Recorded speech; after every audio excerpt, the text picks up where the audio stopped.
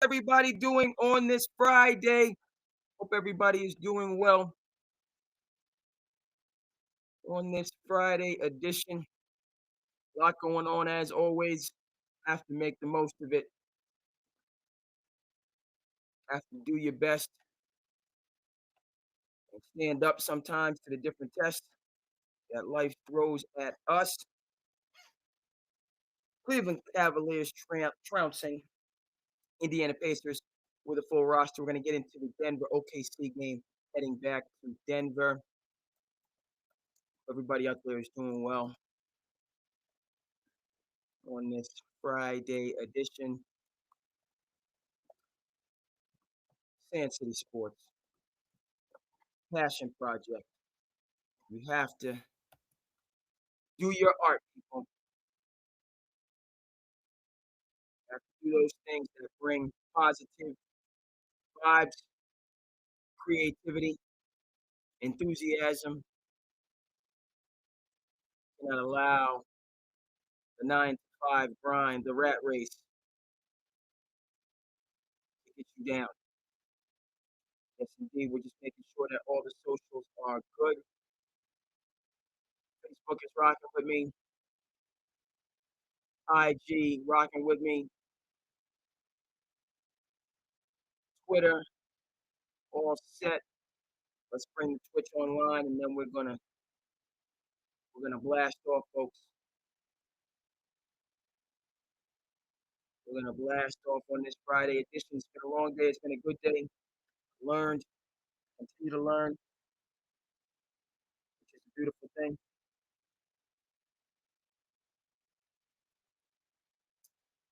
And we are rolling. Welcome to SandCity Sports, my people. To the business. Yes, indeed. Let's go ahead and get this media for you, for me, for everybody else. You know what time it is. Yep, yep. Let's go live with it.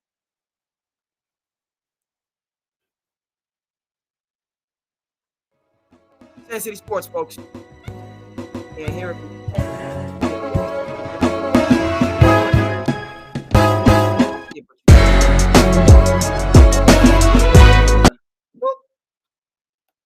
we're gonna run it back. Get our volume straightened out. Like you. Oh,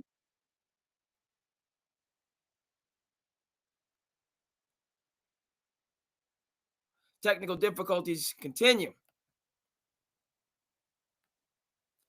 Now my screen has gone dark for some particular reason while we're live. Don't know why that has been the case. Screen. Gotta get my screen back. Not sure why the screen went dark. We're rolling with the punches, folks. SandCity Sports. Having trouble seeing the screen for some reason. Let me just get my it's because the brightness, for some reason, went all the way down. Get the brightness back. Bump it up so I can see you and you can see me. The brightness is where it needs to be. The volume is where it needs to be. And now we can blast off, folks. SandCity Sports by the fans, for the fans. Let's go. Yes, indeed.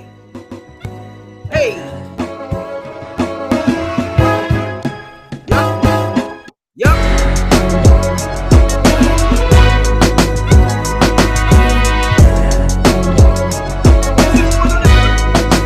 I'm doing better. Hope you're doing better.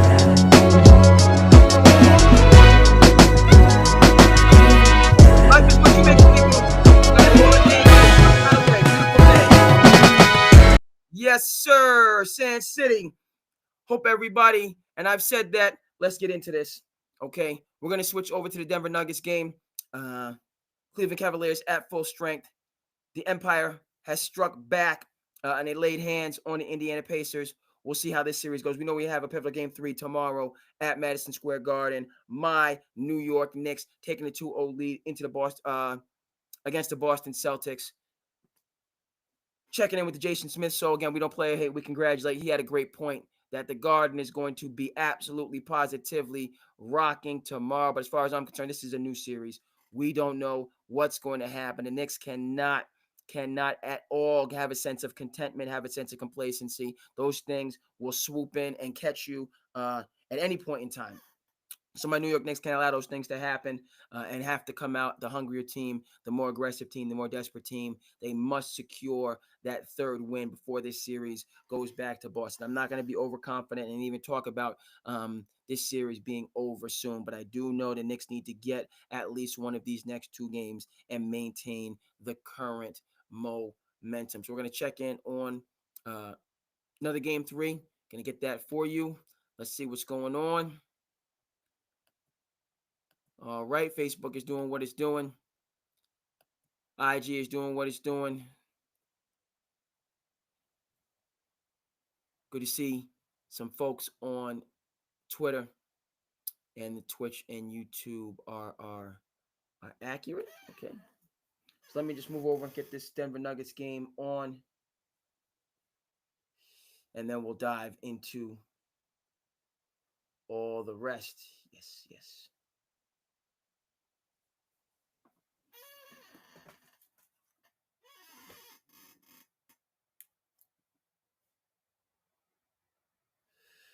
Excellent. Stop sharing our screen. Move it back over. And we're back with you folks. So, said all those things. Let's dive into each thing, particularly and specifically. I think the eyes of the NBA are on Madison Square Garden tomorrow. So that series is going to be first and foremost. And then we'll just work our way from there. This is a big game in Denver, who shocked Oklahoma City in that first game. And then just as Cleveland had responded, that's how the Oklahoma City Thunder responded in game two. Doggone near a 50 piece was delivered to the Denver Nuggets, right? So these series, what am I trying to say? Is Denver now going to regain their swagger and keep this in the margin? You know, because they let game two get away from them, and the Oklahoma and Thunder made as unthinkable as that. I don't know about unthinkable, but they did everything in their power to give away game one, but then they made crystal clear what the story is in terms of them being the number one seed overall in game two. So if I'm the Denver Nuggets, we need to restore some order and some balance. This is supposed to be a competitive series as they get ready to get underway. And so you stole one in game one, and then game two was not even close to being competitive, showing that you were a little bit content with getting that gifted victory. In game one, and rather than, you're the better team, you're the defending, you're the one the team with championship experience, and you are going to determine how this series plays itself out. So all these games, of course, as we move closer and closer to the championship, are important. And each series, right, certainly have to discuss the Golden State Warriors, Minnesota Timberwolves series. And a lot of conversations in terms of what happened after the game, in terms of Draymond Green's comments, in terms of what's going on in between the painted lines. Whereas, Golden State is fighting to hang on to their dynasty or their championship years. The dynasty is over. Their championship years is a better way of saying that. And the Minnesota Timberwolves are this ascending team that, are you ever going to get there? Okay. The Memphis Grizzlies were an ascending team, and they were supposed to be. They've faltered and tumbled all the way back down to the bottom of the hill. Same thing is true of the Sacramento Kings, right? We have these ascending teams that have all of the components, the youth, the coaching, and they quote unquote could be. But if it's in butts were candy and nuts, we'd all have a Merry Christmas, folks, right? So the Timberwolves, you need to break through. There's a lot of woulda, coulda, shoulda, and teams that we don't really remember. I think about the Indiana Pacer teams during the Miami Heat years when LeBron James, Dwayne Wade, and Chris Bosh, went to all those NBA finals. The Pacers were an up and coming team, right? You had Paul George there and other players. I don't know Paul George was one of their guys. Hibbert was the center. They had some pieces. David West, a tough um, rotation player was in the mix for them, but they were never able to turn the corner, and they just kind of faded back down. Now the Pacers are back, but it's been about a decade or plus, right? So that's how I see the Minnesota Timberwolves. They are the better team, right? This is a how do we say, patchwork Golden State Warriors team. One that is relying on a move at the trade deadline to keep them in contention. Whereas the Timberwolves, they made the move for Julius Randle, bringing him over from New York Knicks. That took some time to get into gear, which it has. And now they're looking to be right back where they were last year, which is in the Western Conference Finals. So, each series has a distinctive narrative. We're going to touch on all of them. Draymond Green said what he said, so we have to unpack that. There's a lot there. It's going to be an NBA night, folks. We're going to grow where we're planted. We're going to go around, and then we'll dive headlong into what's going on, folks. I see people on Facebook that's rocking with me. Yo, I appreciate you. A couple reactions. You guys are watching the game. I'm watching the game. It's a beautiful thing. So I appreciate the support on Facebook, guys. If you have questions, comments, jump in the comments. I can see those, and I will respond. Again, Mi Casa as Su Casa. That almost dog on there made my day. Okay? Now the numbers go down a little bit once I said that, but I don't care. They were where they were when I checked it, and I'm thrilled. So, Mi Casa, Su Casa, let me know what you think in terms of the commentary. And if you have takes and you want to jump on, I'm all for it. Okay, come in positive, come in with something uplifting that the group can appreciate, and you're certainly welcome here on SandCity Sports. So that was a beautiful thing, man. Facebook was jumping. We got to maintain this momentum. Okay, and I appreciate on the other socials. So let's dive into the Celtics and the Knicks, folks. We gotta get this right.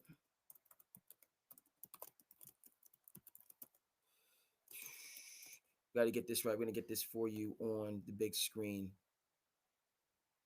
Yes, indeed. Yes, indeed. Bring that up.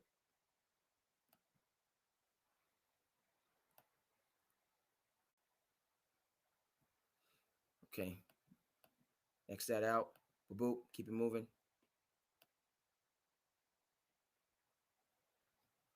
There's a lot. I just wanted the one image. Giving me a lot of imagery. So I'm going to have to go back. Yeesh.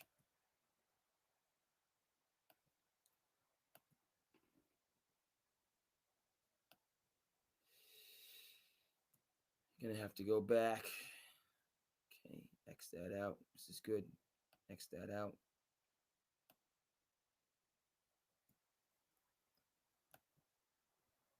And let's bring that for you.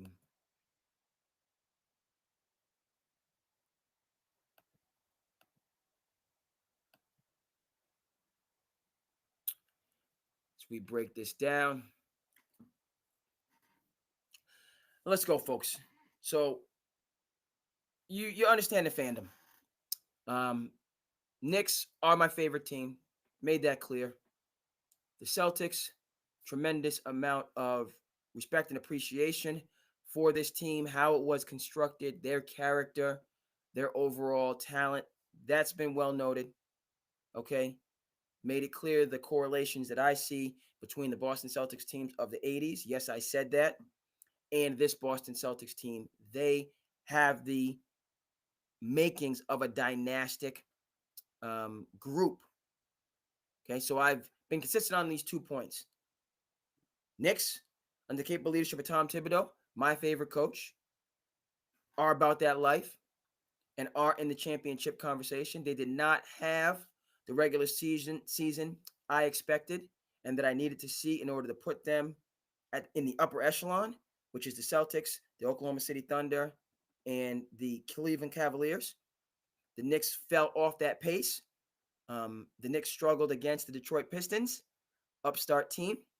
Okay, so uh, that's how we came into the series. Nonetheless, I said it was going 7. I've been saying it's going 7, and I feel balanced from the standpoint that even though I'm a Knicks guy for a number of different reasons, I don't have my Knicks shirt on tonight, but if SandCity Sports is able to get with you tomorrow, there most certainly will be a Knicks shirt worn.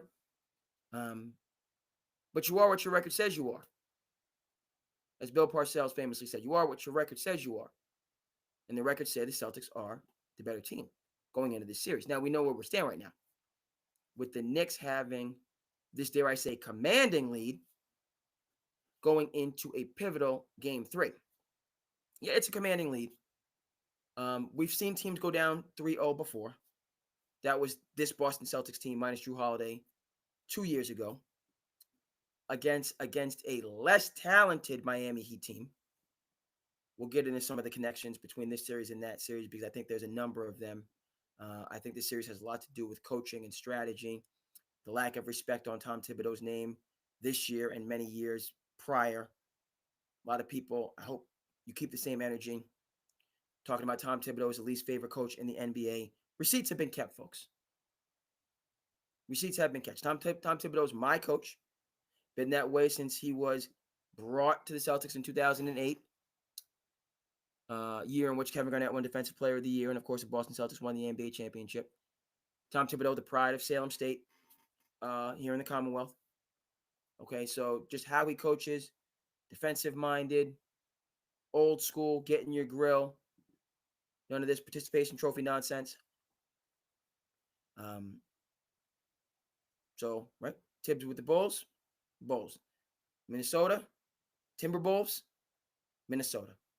Took some time off, came to the Knicks, which I absolutely love because Tibbs got his real start with Pat Riley. You can go back, check the receipts in those early 90s New York Knicks.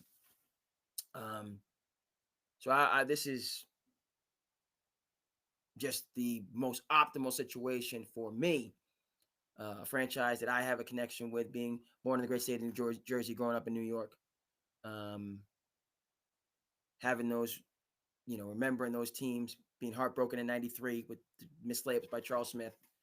And to now have that come full circle, how this team has been built under the capable leadership of Leon Rose and Worldwide West, built the right way.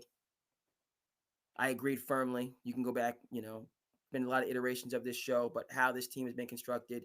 Didn't think the Knicks needed to go superstar chasing to go get Durant or get Kyrie. And people have forgotten that, those are people that were firm on that. And there was a lot of questions about Jalen Brunson. They didn't think it was going to work. All the receipts have been kept.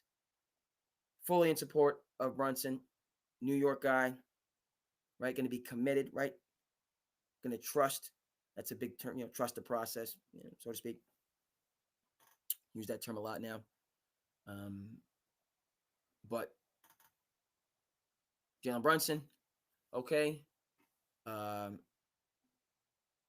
They brought in Cam Reddish to kind of connect with R.J. Barrett, who was a good pickup, and good player for the Knicks. But then the move to bring in Josh Hart, again, which preceded the Brunson acquisition, but another Nova guy who's a team-first guy, Julius Randle's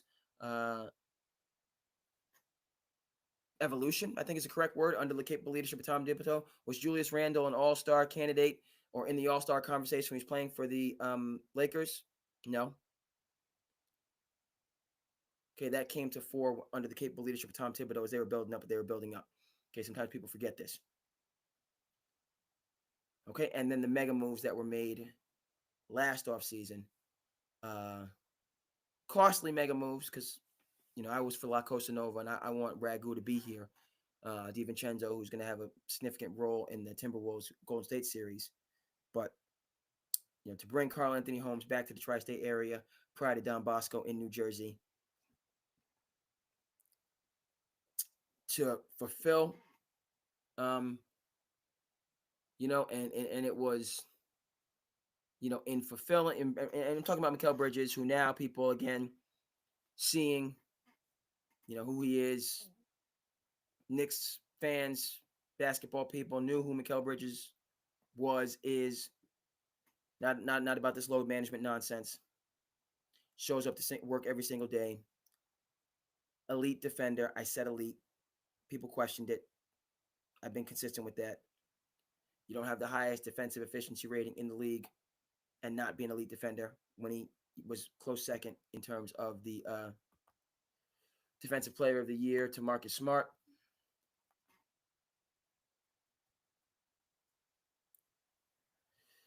It's amazing, folks. You got to roll with the punches here. I might have to step out quickly. You do one thing, and then, it's just amazing how life happens. Phone wants to go ahead and go off, which I can't have for a long period of time. So I'm going to have to, at some point in time, charge this bad boy up, leave, and come back. So, yeah, Knicks, Celtics. Going to set the stage on this, then I'm going to take care of the phone, then we're going to come back. The Celtics easily could and should, woulda, coulda, shoulda. I can't say woulda, the Celtics coughed up 2 20-point leads. We know this. I know it. You know it. And, it could easily be 2-0 the other way, which would have been par for the course in a lot of people's minds. But it's 2-0 in favor of the New York Knicks, and a lot of us, myself included, are thunderstruck. Thunderstruck, but again, as a Knicks fan, I'm not for the Fugazi sense of confidence. I'm not for the hubris right now. I'm not for this idea that this upset is in any way, shape, or form a probability. And by the way, the people in Las Vegas and the odds makers are not as well. Last I checked, the Celtics remain the championship favorites, being down 2-0 and having just completely squandered home court advantage. This game 3 is huge. The Knicks need to get this win. You do not let a champion up off the canvas. Who the heck knows what's going to happen once that occurs? Right? And so, it's how do I put this before I go ahead and get the cell phone taken care of and then come on back? Let me just quickly, just from a human aspect, I'm thrilled to be with you tonight. It's a good day. It's been a long day. A lot of different components to that. Challenges that you kind of have to go through. And I'm all for it. These challenges, I feel like, first of all, shout out to a league of their own. If it wasn't hard, everyone would do it. So, your passion project and things like that should be hard at times. And then second of all, you got to appreciate what you have the opportunity to do. Know that this is my passion project, which it is. So I'm just thrilled to even have the opportunity to be doing this.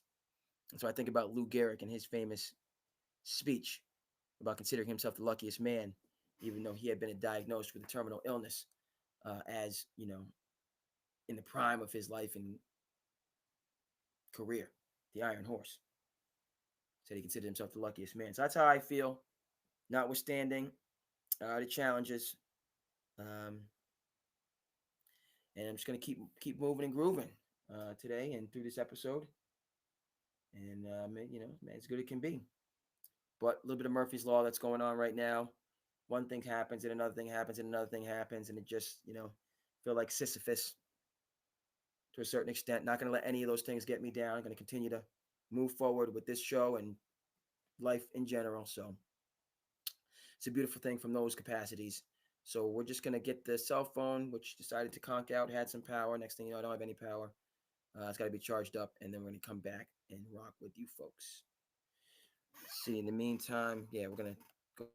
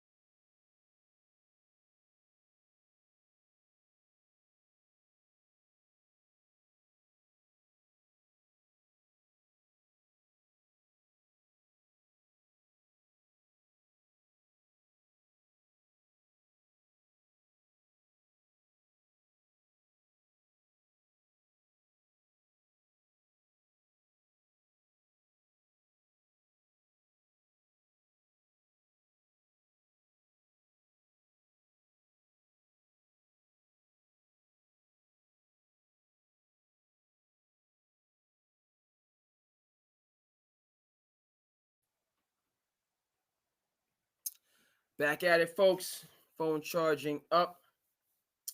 Um, Probably go check that in a little bit and get that moving and grooving.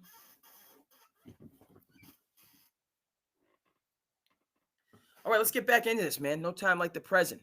Okay, so here's what it comes down to. As I've said, um, everyone's got a plan to get punched in the mouth. Knicks have landed the power punches, staggered the Celtics, and now the real, that's life and that's basketball in particular. When you're dealing with underdog and favorite situations, when you're that underdog and you come out with more enthusiasm, more aggression, more desire, and punch that, you know, favorite team in the mouth, now you've kind of staggered them, stumbled them, embarrassed them. And so now you need to be prepared for, as they say, the empire to strike back, which is where the Boston Celtics most certainly are. And I expect them to do that. Um, they've, again, been up a total of 40 points between these two games. So they've shown what they can do. They just have not maintained those leads, as we all know. And one of the things I've said about this Boston Celtics team, go ahead and check the receipts, is their brain trust once again was hit and not replenished. Okay. That was my view of how the Celtics team in 2023 could, first of all, lose to a Miami Heat team without their second best player in Tyler Hero. Second of all, go down 3-0 to that same team. And third of all, get blown out in a game 7 at home after they won 3 straight in an absolute embarrassment. Okay? So all those things for me centered on the fact that Joe Mazzulla was just the last guy standing on a bench that previously had 3 other NBA level head coaches. Joe Mazzulla was the 4th in the pecking order, as far as I'm concerned, to be in the big seat. And then next thing you know, one thing happens, another thing happens, and Joe Mazzulla finds himself in the big chair, running the show. Okay, so we know what happened with M.A. All right, and M.A. has rebuilt the Rockets. Will Hardy, capable coach. Utah seems to be content to tank to get Cooper Flagg, who they don't deserve. But Will Hardy is a capable coach. Damon Stoudemire, another capable coach, took his talents to Georgia Tech. There's conversations that Damon Stoudemire didn't get, and they lost Damon Stoudemire. And there was talk that they lost Damon because he was an MA guy versus a Brad guy. And however that worked, so. But you lose 3 head coaches. Again, this idea, you need coaching, you need culture. The Miami Heat proved that by going to the NBA Finals that year as an 8th seed. Proved it by going to the NBA Finals in the bubble when they shouldn't even been there. Right? Coaching, culture, right, as we get into these nip and tuck situations, are invaluable. And the Celtics situation, was they were absolutely depleted.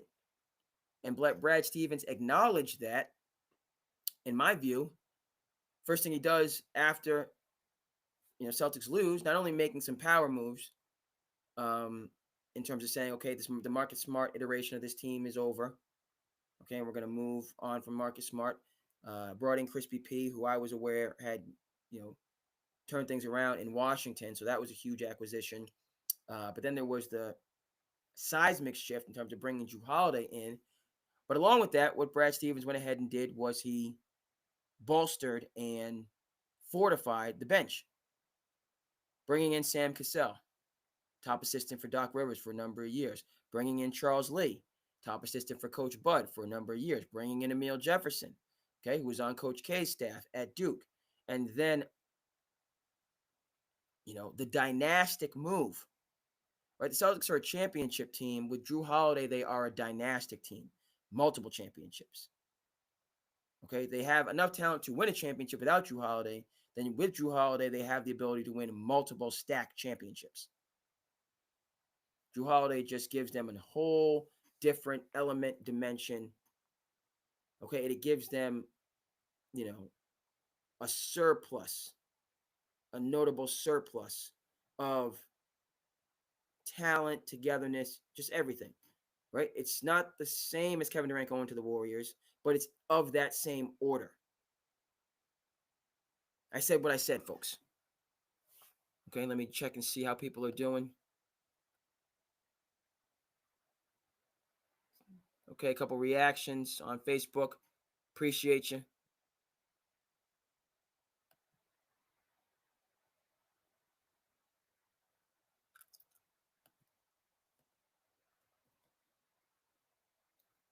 A couple people on Twitch on this Friday. Appreciate you. YouTube and the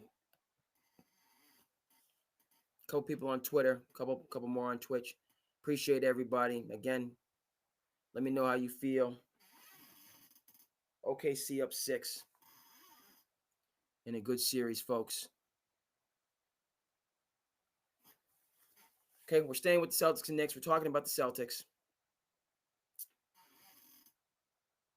First quarter of this game looks like it's going down to the wire. Should be a good one.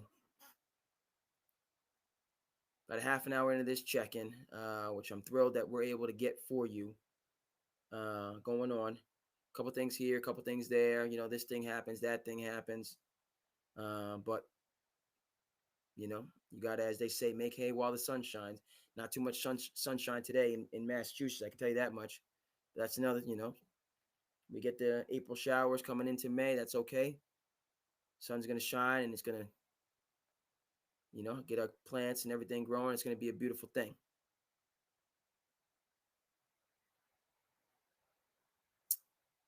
Let's get back to this. We're going to power through this episode and get it done. Happy to be here. That's the sentiment that's carrying this moment, you know. When this and that and the third wants to go sideways, you know, just have that appreciation that you can do what you can do. Back to the Celtics, folks. Okay. Jrue Holiday on the court makes them dynamic. The team last year, it was their brain trust that had me doubling down on that. Right? As much respect and appreciation I have for Tom Thibodeau, who's my favorite coach, he came up under Pat Riley, and then he worked with Jeff Van Gundy. Feel the same way about the Van Gundy brothers. Okay? And then he got his opportunity, and then with Doc, the championship, and then he got his opportunity with the Bulls, you know, and had them, you know, leading the Eastern Conference. Derrick Rose, MVP. Yes, he had bad knees going all the way back to Simeon, so stop it. Okay, and again, this is before the kind of whole load management thing, so that wasn't known like it's known now, but okay.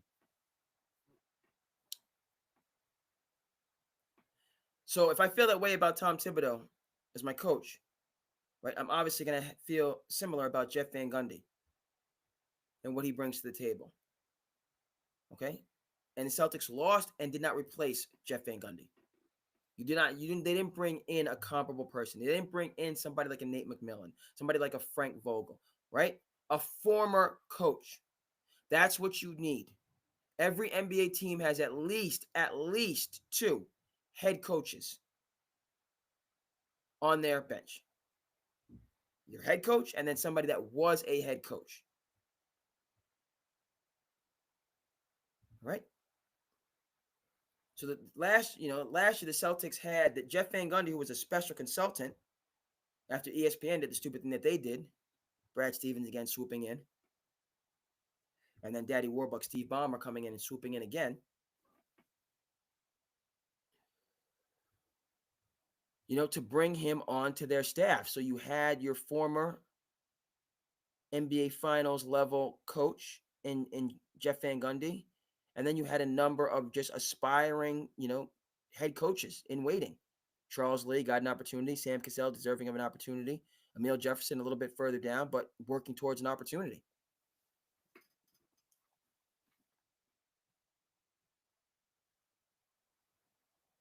And so Jeff Van Gundy and Charles Lee were lost and have not been replaced. So to this, you know, I feel like the Celtics, how they play, you know, and how, you know, they play one way, they're not able to adjust and not able, you know, what's the reason for it? You know, again, Joe Mazzulla, he's a good coach and he's championship, you know, he's new to this. and the narrative was just outlandish to me about Joe Mazzulla being a better coach than Tom Thibodeau, based on the fact that the Boston Celtics were the better team than the New York Knicks.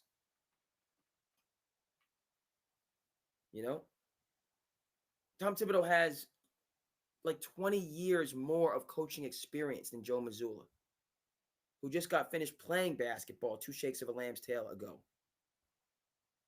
and then got into this coaching thing. Tom Thibodeau, you know what I mean? You don't, he's a basketball lifer. Spoelstra, basketball lifer.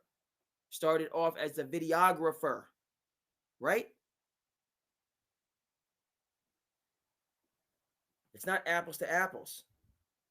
You know, it's not, Tom Thibodeau to Kenny Atkinson, another lifer. Tom Thibodeau to Rick Carlisle, another lifer. Okay? So, as much as we talk about talent and,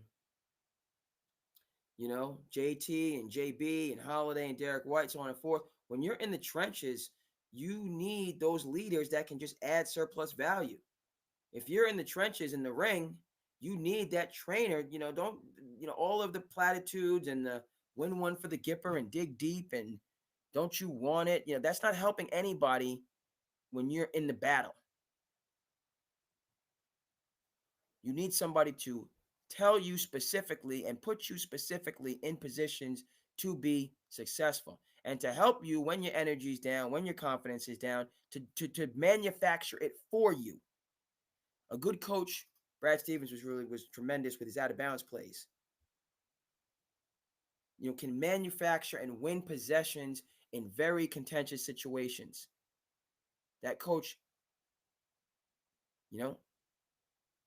it's not right. It's not apples to apple. One chef is not the equivalent of another chef, however you want to frame it.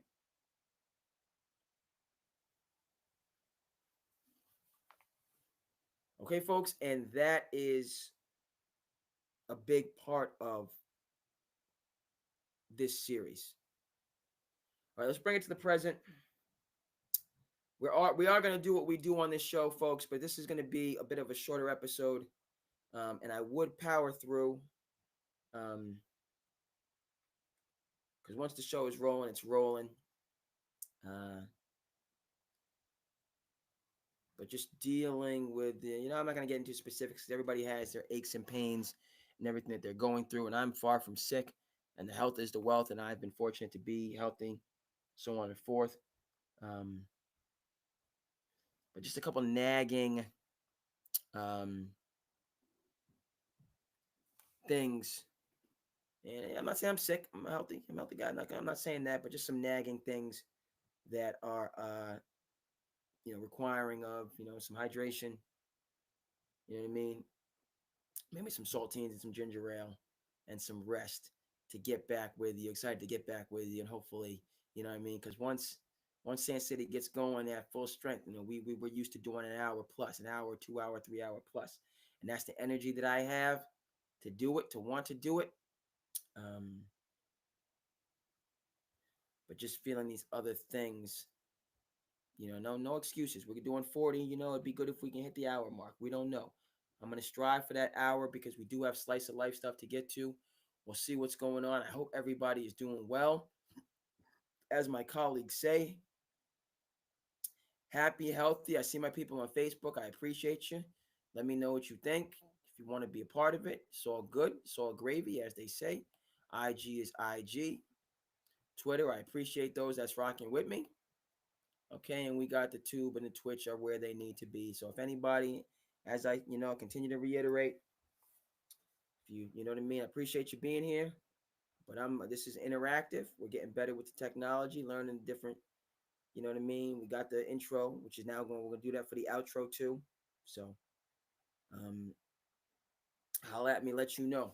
I'm so much great content, as I kind of get, from the personal standpoint, I need to, I'm gonna be up for a little while longer.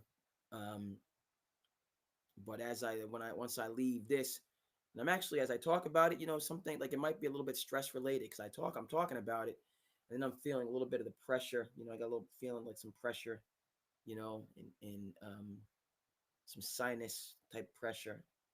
Um, but as I relax a little bit, that's relieved, and I can go a little bit further. But then, you know what I mean. So that's a beautiful thing. I appreciate that. But what I was saying is, you know, when I leave here, I got to see what's up with CP the franchise. For shout out to Knicks Fan TV. I got to go check in with Unc and Ocho. Shout out to Nightcap. You know what I mean? Got to go check in with Chris Hedges. Who does on the political side is just out of this world. My people at the Breakfast Club. Which I'm coming into late, which is just absolutely tremendous. My good people at Sports Fluent, where this SandCity Sports is really thankful to be associated with Sports Fluent, where these episodes will be on Sports Fluent, which is just really fortunate for that. So when I leave this, I just go and I'm a fan just as much as I am, a personality, so to speak. So that's how I get down. You know, so but I'm feeling the sinuses coming down a little bit. My emotions, right? You gotta watch yourself, particularly for me, I gotta watch myself, particularly at the end of a day, and things, and you get older and it's like you do one thing and you got three more things to do. It's amazing. Part of getting older, you certainly have perspective on things, which is good, which can help you not to get agitated as much as you once did, because you have some perspective, but then you just have to know when to say when, and just you got to know when to just step back and enough. And things happen, things keep coming before you, and you just have to know when to just pick your battles and just say enough.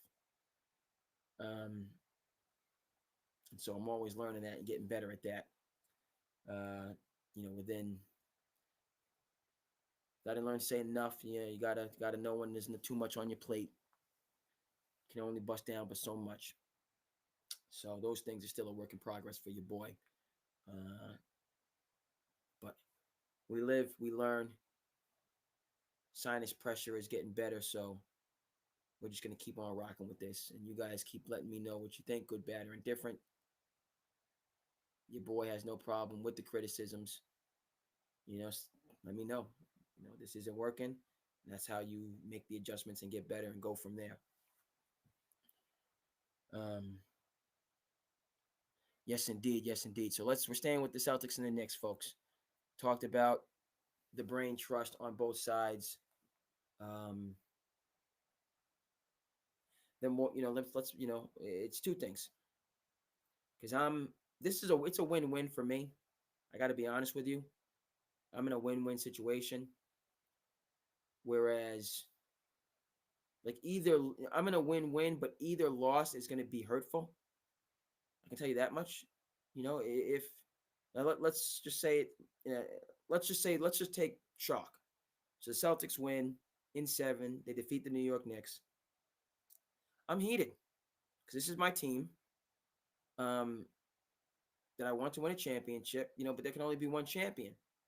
So I'm heated from the standpoint, but it's still the Knicks. This is like year one. There's not championship pressure, but one of the things we learned, and we're going to get him, I got one of the, we're going to get Obama on the screen for people who does a lot of media now. One of the things that is instructive about Barack Obama is, you got to strike when the iron's hot. And he saw his opportunity in, coming in 2008. And even though he was a new jack and new face, and he got some good advice. I remember from Ted Daschle, if I'm remembering correctly, who was kind of a mentor to him, who said, "Look, man, this whole idea of waiting your turn, I get that, but sometimes your turn might not come back up at all, or it might be decades. So things happen when they happen, and you do right. It was not his turn but he was the man of the hour, and so he stepped into that role. And as far as I'm concerned, he did a tremendous job. Different takes on that. It's a free country. It's a democracy. It's all good. That's how I feel about it. Okay, but I bring that up in terms of, my New York Knicks. Yes, they're not expected to win a championship. They're not favored. You can always say next year, is where the team will be better, have the year, but you strike when the iron's hot.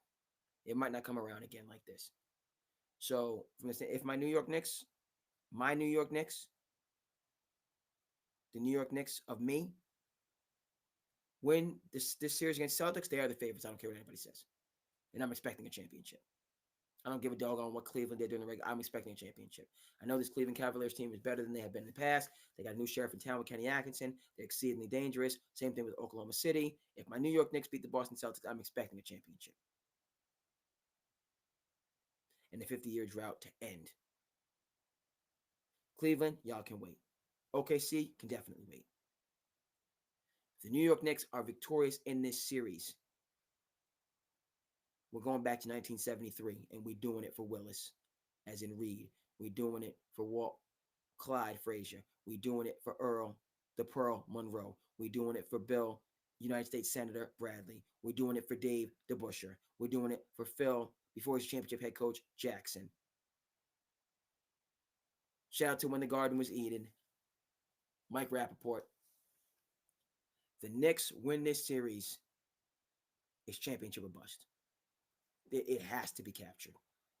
This 50-year situation, half a century, over. If nobody's checked the receipts, okay? I said what I said, how I said it, folks. If that's the outcome of this series, which there's no indication of which way it's going to go. Okay? Should the Boston Celtics survive? And I have it going 7 either way. The climb back up the mountain is harder than the first climb. Okay? And so,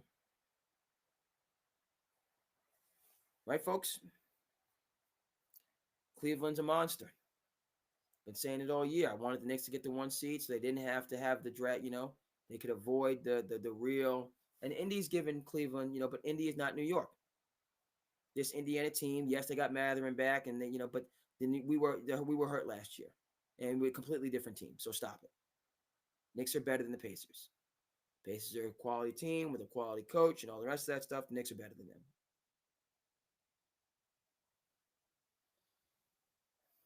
So Cleveland has, should they win, right? They're not gonna, come in a little bit more fresh. They have the injuries they're working through, but they'll be a little bit more fresh. Then whoever comes out of the Celtics Knicks, they're going to limp into the conference finals. They're limping in. If I'm the Celtics, no excuses. Cleveland's really good. DeAndre Hunter is a huge acquisition. Kenny Atkinson is, and that's where the Cleveland situation is going to be difficult. It's going to be just because, again, Joe Mazzulla does not have the support he needs. I said what I said. He does not have the supports he needs. As much as I credited Brad Stevens in terms of what he did last year, when you lose, you must replenish. You must replenish. DJ Khaled had a great take. Let me see if I can get that for you on the screen. In terms of how you got to replenish.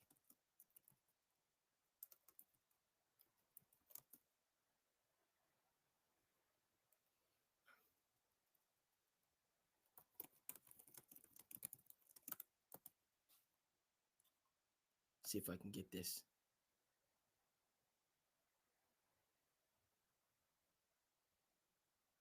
I think I got it for you. Yep, we're going to have to go over here. You know what I mean? We're going to stop sharing this, and we're going to do a little bit of Khaled in terms of you got to count all your money all the time. Trust this next person, and then you got to count all of your money. And when something go down, you must replenish. Let's get Khaled on this, okay? Club Shay Shay. Go ahead, Khaled. And because I have a rule, right? Tell me you agree. You might, I don't know how you do your thing, but I have a rule. Tell him. If you pay for everything yourself, you notice you're paying too much for stuff, right? And you Right. notice you got to balance. It goes Right. like this all the time. I got a rule. The bounce got to always go like that. Tell him, Collier. So if I touch that, that means it got to be replaced that hour no more than 2 weeks. Right. Tell Okay, him. that's just a rule in my life. Wow. Now, if I notice I'm paying so much, if I let somebody else say, oh, to pay the bills, you're not going to notice it in real time because it gives you a harder time to fix it. Right. While I'm paying all these bills, traveling, vacation, my mom's bills, my house bills, shopping, the chef, the kids, You probably help your wife, family. everybody. And I'm happy, but I feel it. And while I'm feeling it, it tells me, book that gig, book that gig. Yep, I'm going over there. Oh, I said no to that. I changed my mind. Tell him. Are we keeping it real or not? You keep it to Like, 100. we could talk all this big business manager. No. And no disrespect to all you beautiful business managers out there. I don't want to mess up your hustle, but I've heard a lot of crazy stories. Right.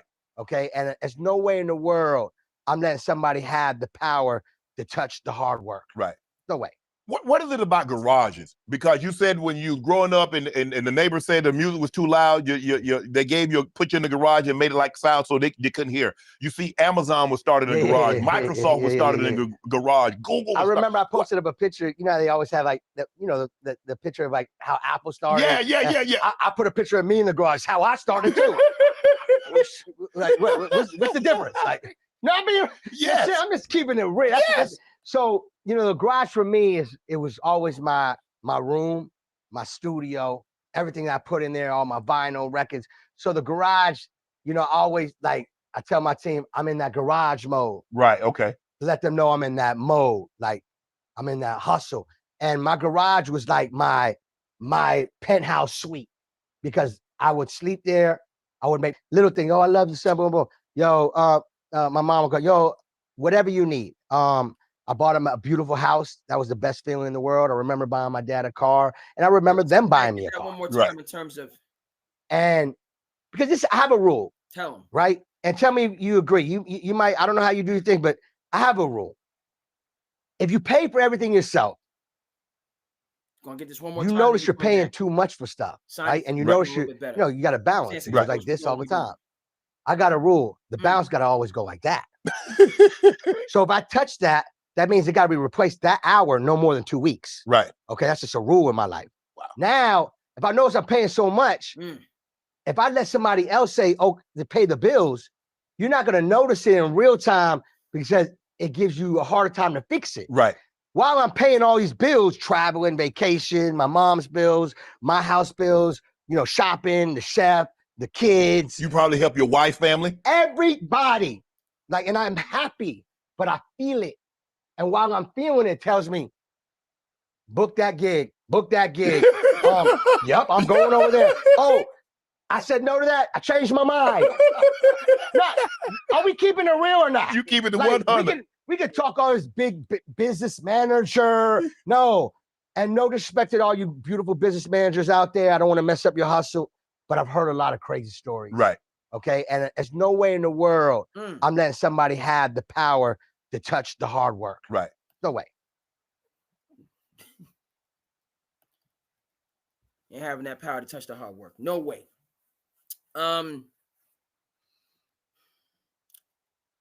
Appreciate you, DJ Khaled. Feeling a little bit better.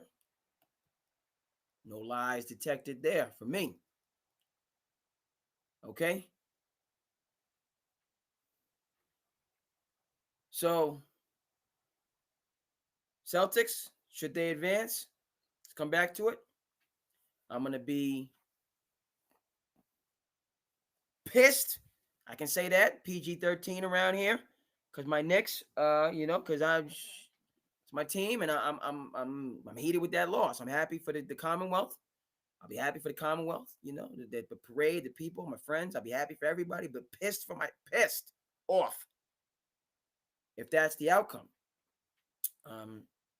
But then the Celtics, right, in terms of not resting on your laurels, whoever advances, Cleveland is for real. And people, oh, it's Cleveland, and everyone, they got a capable general, right?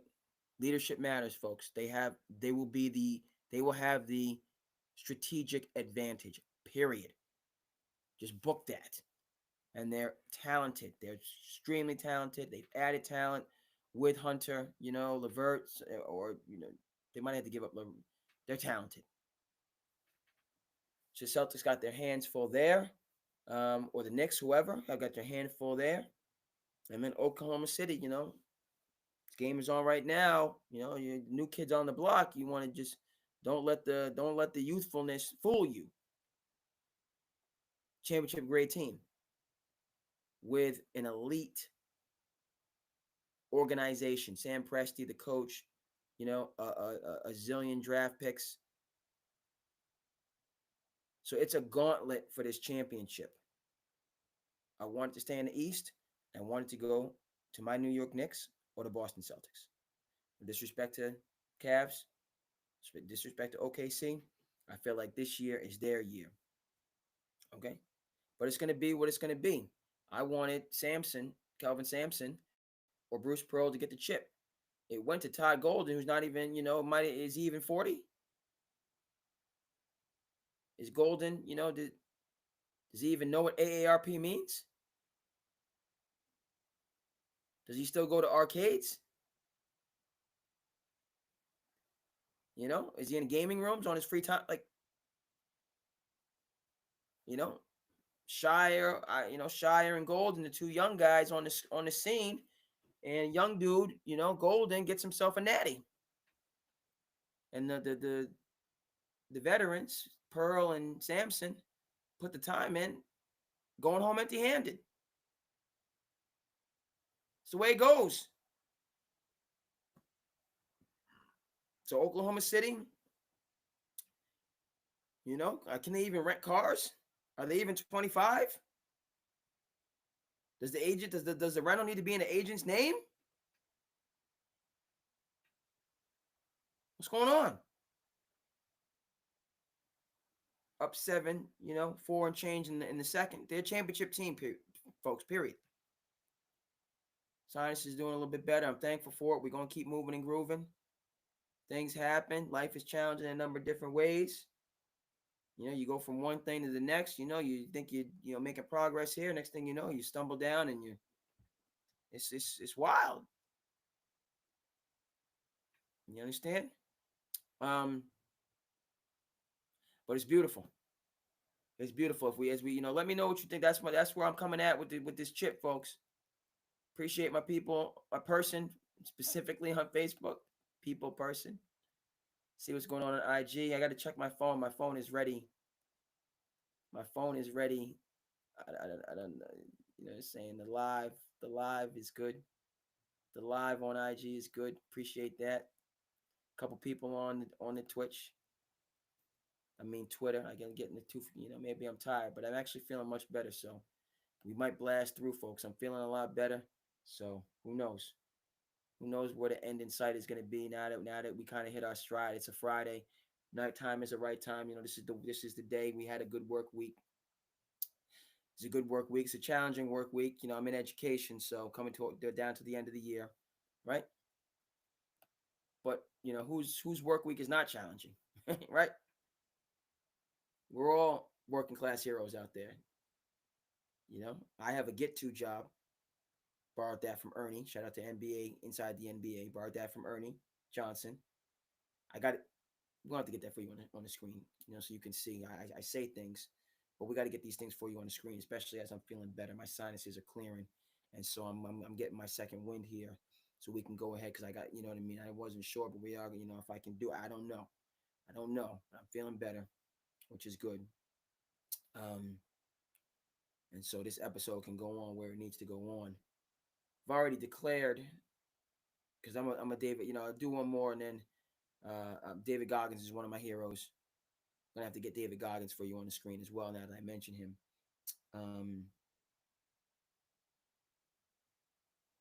So we got David Goggins to get, and then we got Ernie to get too. So the connecting points there are, I have a get-to job, not a got-to. I get to do what I do for a living. I enjoy working in education. I enjoy refereeing from the bottom of my heart. Took work, and that's what I got to remember. Took a lot of work to get the opportunities, right?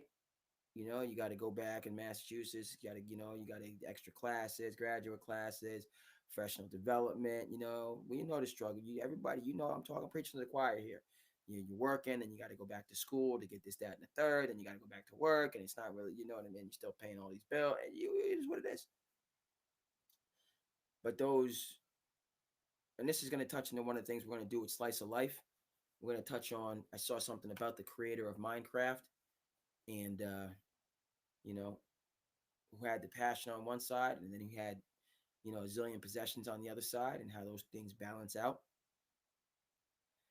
But it just goes from the standpoint of, your struggle is not only is it like the foundation for when you have success, any type of success, so you don't take it for granted, so you're always, appreciative. That's where I'm at right now. Today it was a long Friday. It's a long Friday for a lot of people out there. You know what I mean? But it's helpful for me to say, yeah, it's been a long Friday, but look how much I had to put in just to have this Friday. I don't forget that. I try not to forget that. To have the opportunity, that, and then there's plenty more that I haven't done. I got so much more to even do. But it took a lot to just get something. took a lot more than I thought just to get something. You know what I mean? So we put those two things together, a long Friday, but then just to say, hey, baby, I'm here. I'm here. And that's the same thing with this show, just to do it. And this is just me, a couple of viewers. I'm good with it. I just do I want, I got to build it up some kind of way. But in the meantime, I'm out, what they say, I don't know what I'm finna do, but I'm finna do something. I don't know how I'm finna do it, but I'm finna do something. I know that much. I do know that. Okay. And so that's what give me a little bit of, put a little wind into the sails, and you just keep on rolling forward, which I'm proud of, frankly. Can just take a morsel with that, but then certainly have a lot of work to do, because as much as I respect everybody else, you know what I'm saying, I want to be as good as I can be. It doesn't, what I mean, I want to do, I see other people shining bright. I got to get some kind of shine somewhere, so that's how it, so what do I got to do? I'm, as they say, I'm willing to work, willing to work to go get it. And the sinuses are good, so who knows, folks? We might make it to the end of this game on a Friday. That's the other thing I was getting at. It's a Friday, so this is one of the days where I don't have that early commitment on a Saturday. But at the same time, you can't, because I'm one of these folks. I can't allow myself to get too comfortable. That's another thing that I noted about myself. Anytime I get comfortable, watch out. It's trouble. It's trouble coming. Nip and tuck game, 6-point lead for the Oklahoma City Thunder.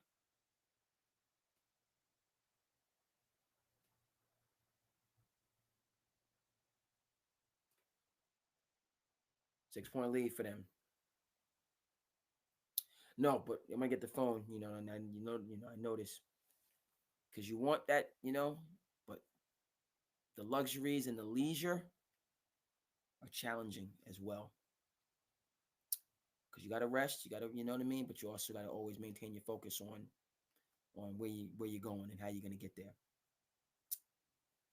So no sleeping in tomorrow. Got to get up, and certainly I got to get up just because there's so many things outstanding to do. But get up with a little bit more rest than otherwise, and then there's things to do. And I'm gonna get my phone now. We're gonna get back to sports as we do the slice of life. But I think it's always good to do those things when they're your things. Like difference between working for yourself and then working for the man. I think people see that as you go on in your career. Yes, you got to work 40, 50, but I've worked for the man. I'd much rather work for myself. If I'm gonna do the 40, 50 hours, sometimes you have a great job, and everybody's, every situation is not, shout out to Chick-fil-A, giving people Sundays off, paying, starting at what the minimum wage should be, and going up from there. So you got these great organizations where, you got a good thing going. So you're happy to go to work. But plenty of folks, you've had tough work opportunity situations, and you say to yourself, man, I'll do the 40, 50, 60 hours, but I'm doing it for my doggone self. And that's what allows you to power yourself through. That's how I feel about this here passion project. I'm going to get my phone. We're going into halftime. This thing going down. And I credit, Denver. I credit them a lot. They're showing the championship level that they are, even though they haven't had the same success regular season wise and organizationally wise with the ridiculousness of getting rid of, so the Thunder are more together, but the Nuggets have the pieces. Nuggets also waited their turn, folks, right? They could have won the championship, not no, the bubble wasn't their year, and the late, but because they didn't have Aaron Gordon in the bubble, and Michael Porter Jr. wasn't, it took him some time to develop. So, but from the bubble to when they won it in 23, they weren't healthy. They weren't healthy a lot of those years, or a couple, or at least one, if not two. So, I respect the Nuggets saying, we're not, we're holding on to this championship window, which I think is this year and maybe one more. And we may lose to the new kids on the block, but if we do, you got to give credit to folks that go down swinging. Clippers did not go down swinging. Clippers got, as Bernie Mac said, knocked up out. Expected more. Be right back. Let me get this cell phone.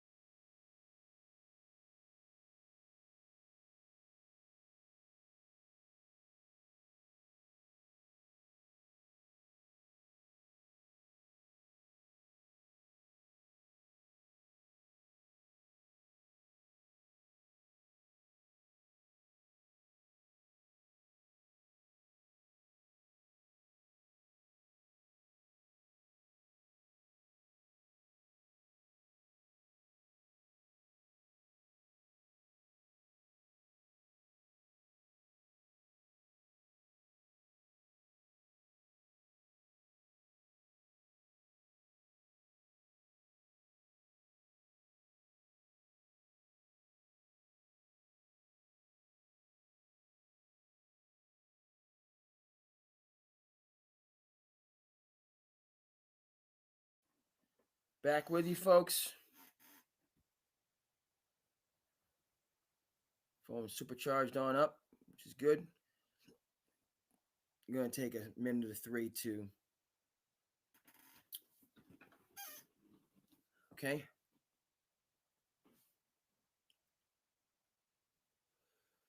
Yes, indeed. So let's talking Oklahoma City, Denver. Talked about a couple of the others. Let's appreciate Collier with his takes.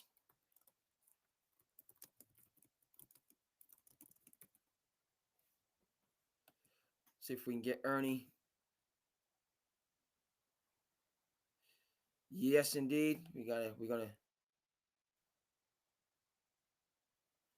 let's take a look at as we do the sports and we also do life.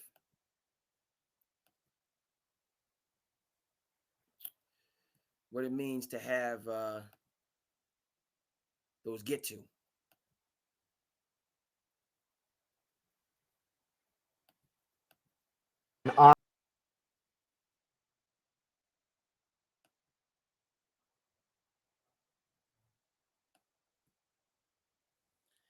Appreciate Ernie sharing his story about his family, and it went beyond just to get to, Ernie, and his son, which I knew having watched the show, but I wasn't, as, when he passed, that was a fitting tribute and memorial. I knew that Ernie has a blended family, his kids and then a number of kids that he's raised up as well. But the coach having his son on the team, and that's what I need. I need that impact player that's going to come in and teach us about the togetherness and the sacrifice.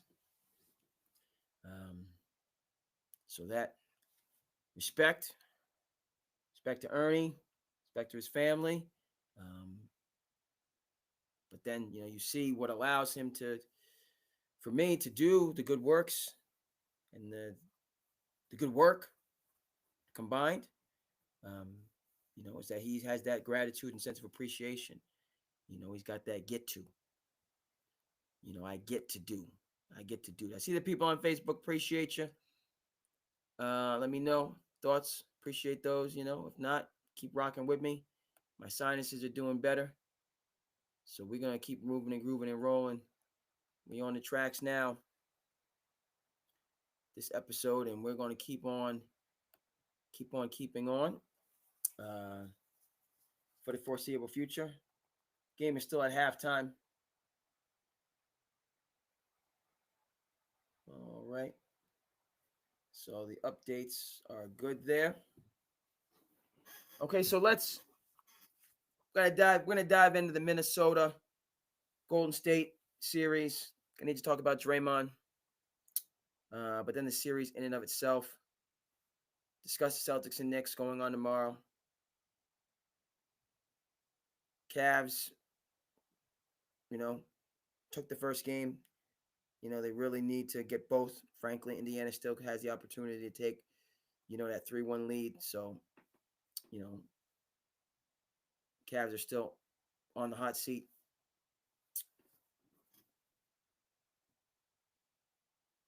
What the heck?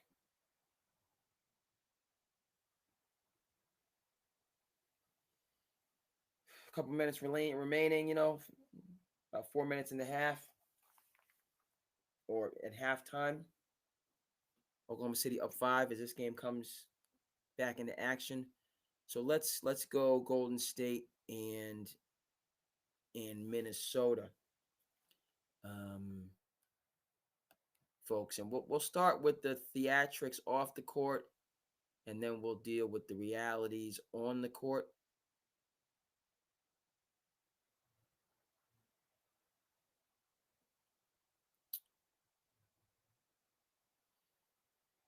Okay.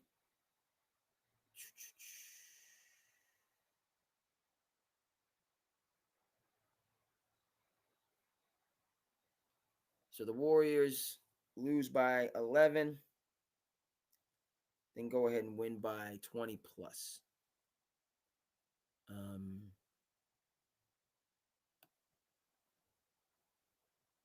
Off the court, Draymond Green. Look, I have to give Draymond credit. What do they? Shakespeare says, "To thine own self be true." So, he's been a rebel with a cause. He has his approach.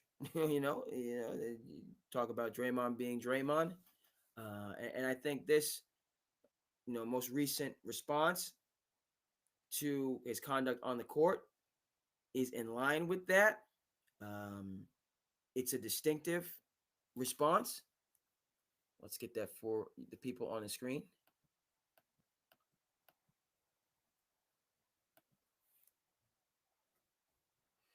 Let's get that up there for people on the screen to see.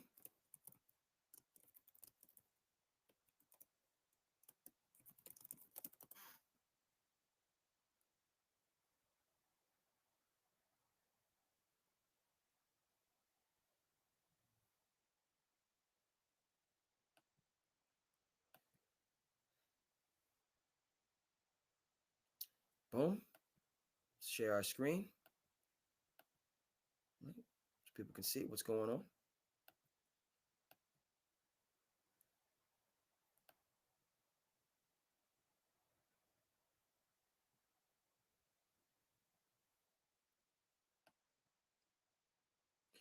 Okay.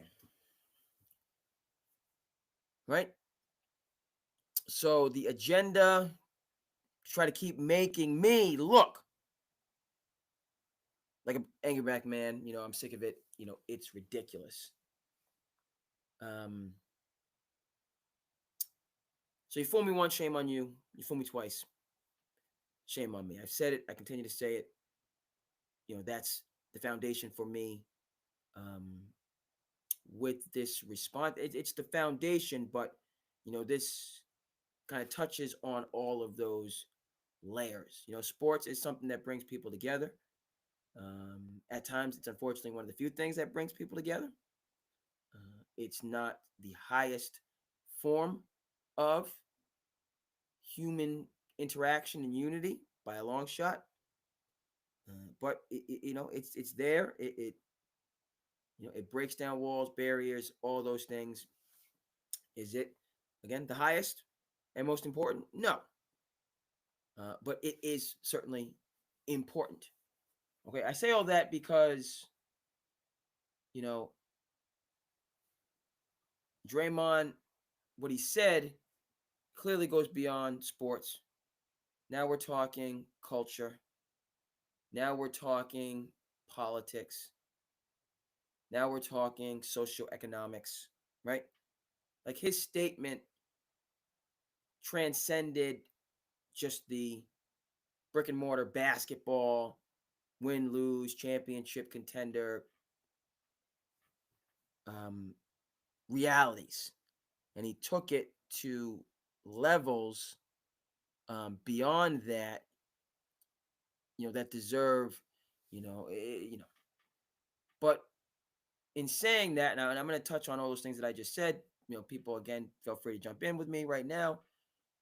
He magnified this issue, the issue being again his consistent conduct violations, both during the postseason and regular season and throughout his career. That's the issue. That he is a repeat offender. He is a habitual line stepper. That's what we're talking about here.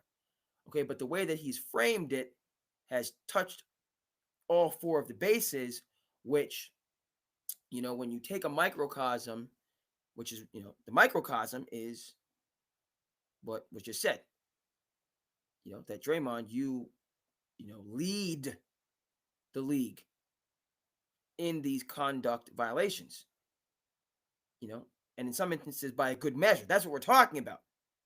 That's the beginning. Like, we're not having this conversation about social justice.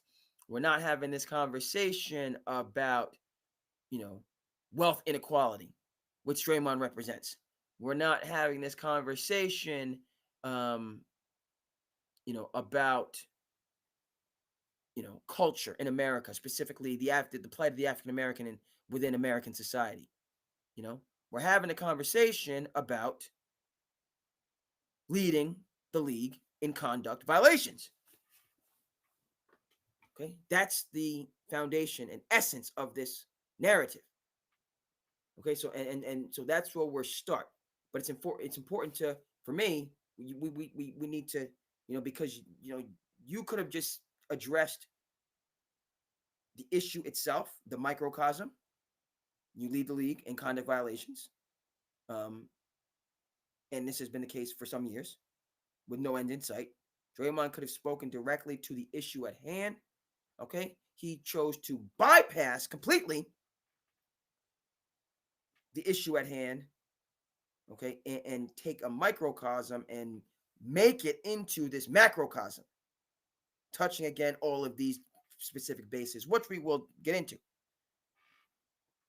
3-point lead, back in action, 10:37 left in the third quarter. And, I'll check around. If people have something to say, it's getting later, but of course it's a Friday night, and which means there's the weekend for some of us. I'm thankful to be one of those people. Okay. So starting with the roots. Draymond. You're at the top of the ladder, top of the list with these technicals and antics to go along with the technicals. It's he's different than other folks that were known for conduct violation. I'm thinking about Rasheed Wallace, okay, who got technical after technical after technical. Rasheed Wallace, done a lot of, has his own platform, is on other platforms, and talks about Dean Smith being at his house the day after North Carolina won the championship. You can also talk about how Dean Smith, after his sophomore year, some people said, personally took him to the airport and said, have a good life and a career. Goes into the NBA, played for the Portland Trail Blazers. Some people call the Portland Jail Blazers. And so he was, he's, a Philadelphia guy. You talk about Philly, talk about the Eagles. Okay, talking about, a sports stadium in Philadelphia that needed, because of the realities, to house a courthouse and jail in the sports stadium because of the number of offenses. This is the Philadelphia Eagles. Needed a courtroom and detainment center within the sports stadium because of the wildness. Okay? Philly stands up for the sports teams. The Eagles, the Sixers, the Phillies. Proud sports town. But you talk about, hey, the man's going down. Okay? In Philly, which borders Camden, New Jersey. Go ahead and read Days of Destruction, Days of Revolt. Days of Destruction, Days of Revolt. Chris Hedges and Joe Sacco. Okay? A book with also pictures. Camden, year in and year out, one of the poorest, and one of the most dangerous. But not to cast aspersions, Camden, the home of many people, including DeJuan Wagner Sr. and Jr., DeJuan Wagner Jr., who went ahead and got St. John's Red Storm out of there. Not happy about that, but that was the case. What's the connecting point back to Draymond? Where the heck is this guy going with this? My point is, Rasheed Wallace got technical after technical after technical. Rasheed Wallace wasn't, he was in Detroit when the Malice in the Palace, or he might have been, but we'll go ahead and check. But he wasn't, instigating the Malice in the Palace. A, B, Draymond, a couple years ago against the Sacramento Kings in a nip and tuck series, when the Kings were in their right mind and supporting Mike Brown and ascending, with Adam Silver in the building, he's on the chairs screaming, cursing at the fans. Looking like a Babe Ruth, in his prime of just wildness. So it's not just the technicals on the court. It's not just the karate kicking people all over their bodies on the court. Headlocks on the court. Yes, they're called fans as short for fanatics. People have a difficult time keeping their sanity when it comes to sports. Everybody knows this. And certainly as one of those respected and valued athletes, you don't need to speak to the more difficult side of sports. Okay? Which is childish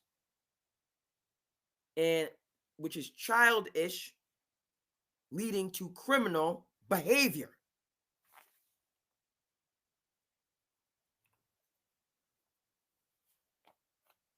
Right? This symmetry is essential. This symmetry is central. Childishness, okay? Unruliness, disrespectful conduct. Disrespectfulness, not a word.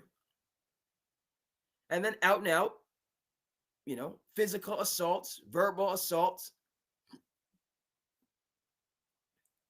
and then, just, public disorderliness, on and on and on. Right? These are the things that are dealt with within the world of sports. For all the good of bringing us together, all right, we can't handle it a lot of times, or too many times that, and there's no end, and that's always going to be with us, right? Fanaticism is always is a part of sports. With that in mind, is it prudent, necessary,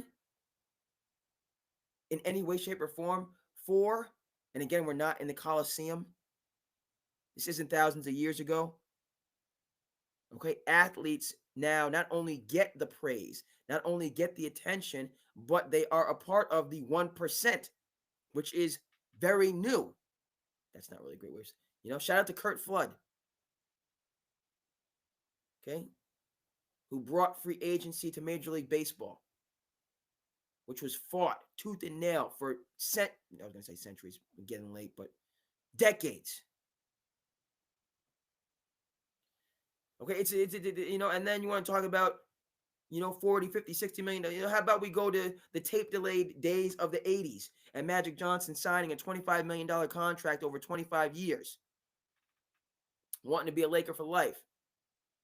The sentiment was in order. The worst sports contract in history, which Jerry Buss wisely let him out of.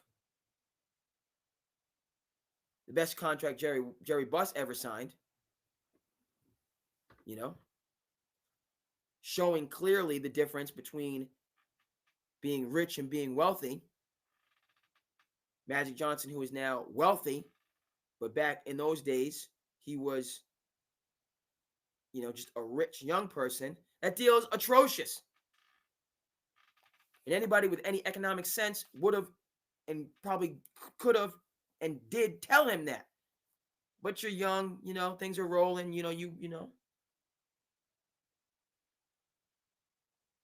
What's the connection to Draymond? Connection to Draymond is he is in a current situation where these NBA players, like Draymond makes $25 million a year. And that was on the downside. He got that money.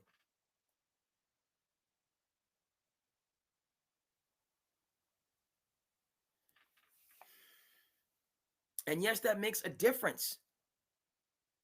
You are treated as a professional athlete as good, not just as any athletes in history, but as good as possible. It's a circumstance where everything is done to try to ensure that the players reap the benefits of these multi-billion-dollar businesses. Yes, there's a difference between rich and wealthy. There's a difference between the players and owners. There's always going to be levels to this. Okay, but just because you're not a billionaire doesn't mean that you should thumb your nose up at being a millionaire in a society where most folks are just working class heroes. 1-point game, folks. Game going down to the wire. About 7 minutes left in the third quarter.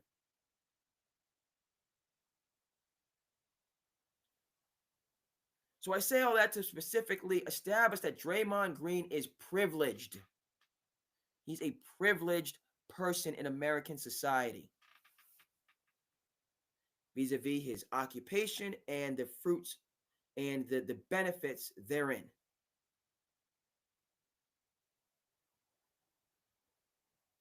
Okay, so it's been established. This is about the technicals. This is about the conduct. This is about the microcosm, which Draymond did not put forth a defense for. He did not put into question any of the, well, okay. He's simply, his defense is that he's getting these repeated technicals, and therefore fines and suspensions because of an overarching agenda, which sounds like a conspiracy to keep making him specifically,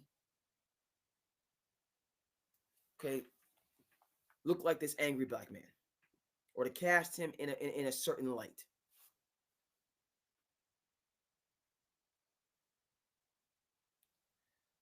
a league with an African American president of the Players Association,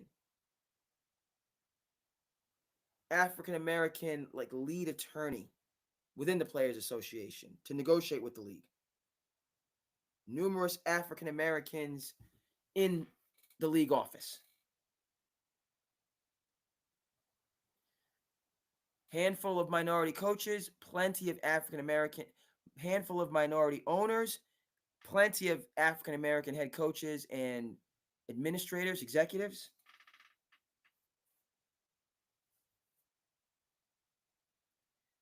And this is the circumstance. These are the culprits to create this agenda specifically aimed at Draymond Green. A unionized enterprise in which African Americans control said union, in which African Americans lead a notable number of teams as both coaches and executives, in which minorities own a number of franchises. These are the individuals responsible for putting together the, and it would be, criminal level conspiracy, the RICO case against Draymond Green. Denver going up 2, 5 minutes to go. Folks,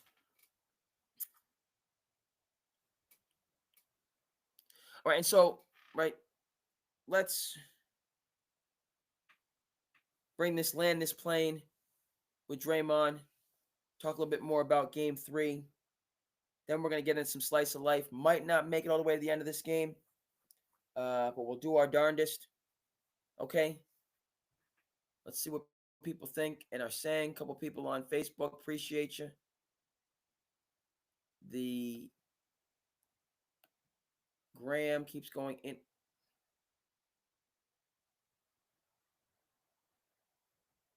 Not sure what happened with the Graham. Everything was good just a week ago. The Graham should be good as well. Technical difficulties with the Graham. I'm not sure why. These things happen. It's been a night of things happening.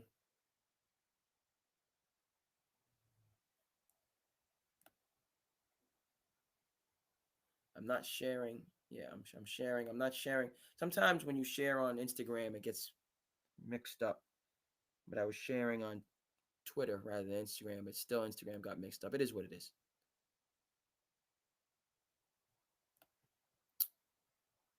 All right, let's conclude. Bottom line with Draymond, folks. Okay, you did what you did.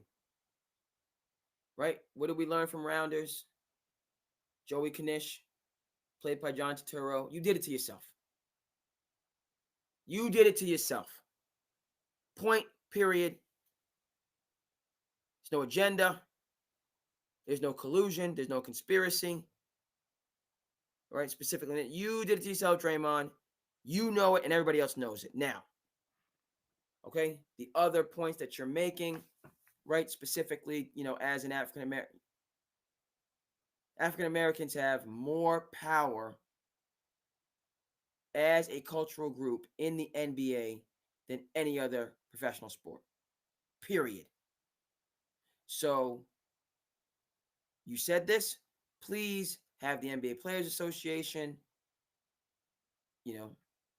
I'm sure any not necessarily owners, but there would be individuals in any one of these positions of authority, union, executive, coach, to investigate and validate your claims, should that be the case. Okay? Good point that was made, because we don't play it. We congratulate on the odd couple tonight by Calvin. The other thing is that he noted, his take, that I'm going to repeat. We still live in an age of redlining. Okay? There are still systemic things taking place to this day. Qualified individuals can't get loans. Johns Hopkins professor saw this article recently, did a study about they tried to sell their home. You know, these are elite college professors living in an affluent community, tried to sell their home, got back a valuation, because again, the vehicle for upward mobility in American life, home ownership. This couple, African American couple, elite college level connections couple, tried to sell their home, got a number that was just preposterous. They were, could clearly understand, what the situation was, not just culturally in terms of the racism that they were experiencing, but also economically. Home was going to sell for a lot of money, but nowhere near its market value. Engineered a social experiment, had their colleagues, okay, again, Draymond talking about an agenda. So this agenda, if it's not the African Americans who are pursuing this agenda, then it has to be those of another cultural background, which lends itself towards white people or Caucasians. In this situation with African Americans actually experiencing an agenda to cast them in a certain light and significantly reduce their earned labor power and economic power, better said. These college professors have other colleagues who happen to be white that are willing to work with them, and essentially they whitewash their home, took out all signs of blackness, had their white colleagues there for the inspection, or however, I'm not a real estate person, clearly, whatever goes in to appraising the house, after which the house was appraised at its actual market value, which was hundreds of thousands of dollars more than what it was appraised before.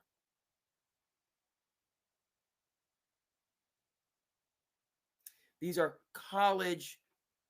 these are doctoral level individuals in American society that have to go through all of this simply to get the correct value when they want to sell their home. It's not enough that they are in that upper echelon of achievement and competency. That's not enough. They don't have other things that they're working on, which all these high-level people that exist out there in the world, yeah, they got them, but they're working. They have all the privileges, so on and forth, but then they also, in a good amount of instances, not all, but a good amount, they just outwork other people as well as being highly capable and confident. They're also outworking people that are less capable and competent. So while these two individuals were sprinting through their marathon in life, they also had to double back and do this extra work just to sell their house.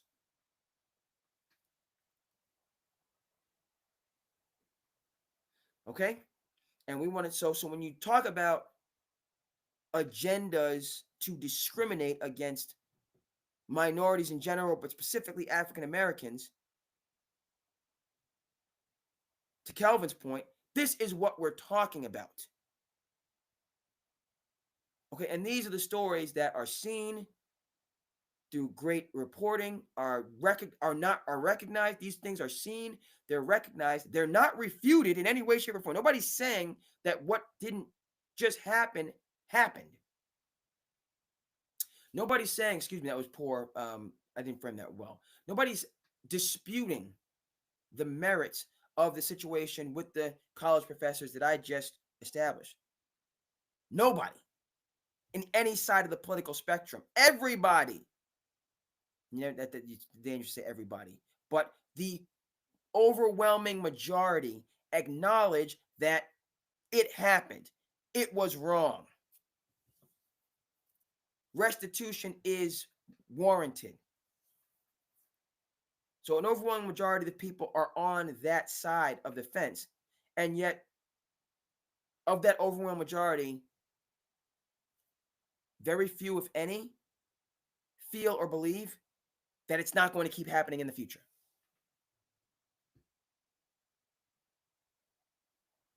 Right?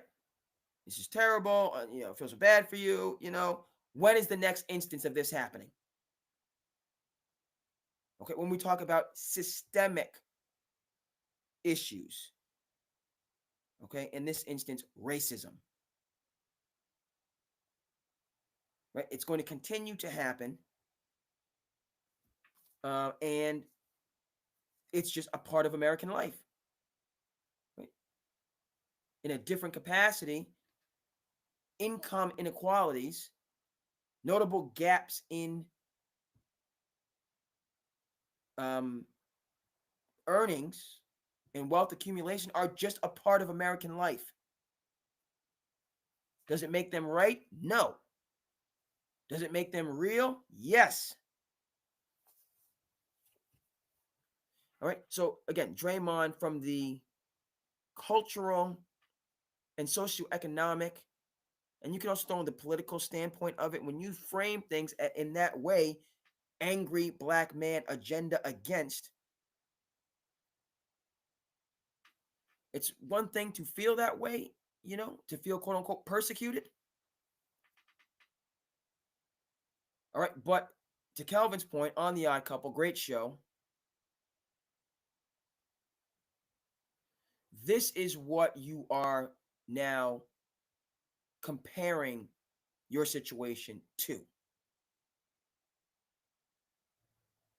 All right. Now, Draymond, media person, very savvy, Q rating, all that stuff. So he said what he said, and it's leading the news cycle. And he's well aware of that. Okay. Build his brand, platform. Great. Okay. Don't play hate. We congratulate. What is one thing you hear me say? Chindan. I'm not Italian, but Chindan. Raise your glass. Happy for you. Want to see you do well. Okay. But now deconstructing what you said and what it means is another side, another point. And to me, you're sick of it. It's ridiculous. I'm sick of it. This whole perspective is ridiculous. Outlandish. Offensive.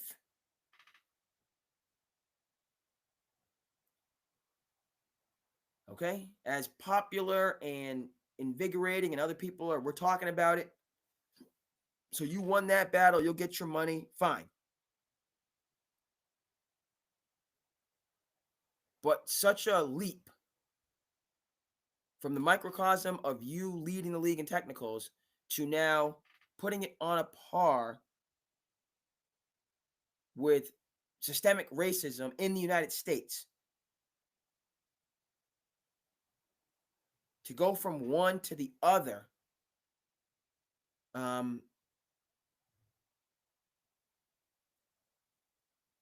you get your money, fine.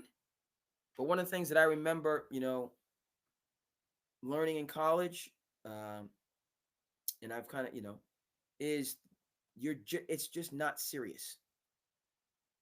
That's a professional way of saying, I'm not gonna now. When somebody says like that's not a serious, it's not serious. That's how I feel about this. And so let me just deconstruct what I'm saying in that. When I'm saying this is not serious, meaning this is below what Draymond is capable of. And when you say something is not serious, it doesn't merit attention amongst other serious topics and issues. Right? When I would be all spirited in college and say this, that, and the third, and the professor would, like, in very few words, destroy my argument and then move on, like, humbling me or students, quote unquote, and putting you in your place as was needed. What they essentially said, in those instances, is that, yeah, you can say what you say, and be that student that's gonna, see themselves as a, but at the end of the day, in a society of scholars, which the academy is, within a society, when you're in those environments and you bring forth these type of arguments, the damage that is ultimately done is to your reputation. Okay? Because nobody has to tell you or say it to you, but the consensus becomes that you are not serious. You're around us, in this instance, the scholars in the academy, but you are in no way, shape, or form a part of us.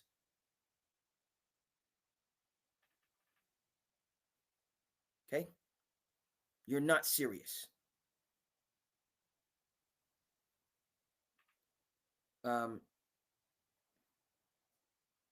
And so that's my view of this take, and how you started with the microcosm and just took this ginormous leap over into the macrocosm of culture, of economics, and of politics. Okay? Rather than keeping it to the court and recognizing I might not have deserved every single one of these technicals and fines, penalties, but I certainly deserved some of them, at least, if not most. Okay? That's another way to look at this, which would have been viewed more favorably. Almost hit the wrong button. We're not stopping anything, even though the IG went down for some particular reason. Don't know why. It's unfortunate. But we're going to keep on moving and grooving, folks. 12 hits. We're going to finish with our slice. As someone's called, sometimes we call it, slice of life stuff. And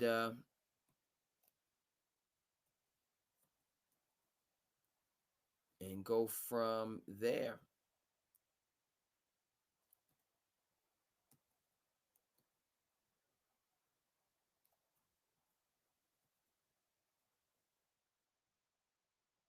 Okay.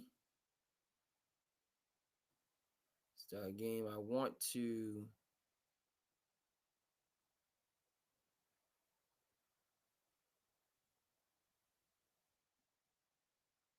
it's a little bit of delay here, but we have the first take that I want to start with from former president. I'm having a bit of a time, so got to come back down. I know I archived this take. It's a good take there. I have some technical difficulties. It's taking me too long to get to what I need to get to.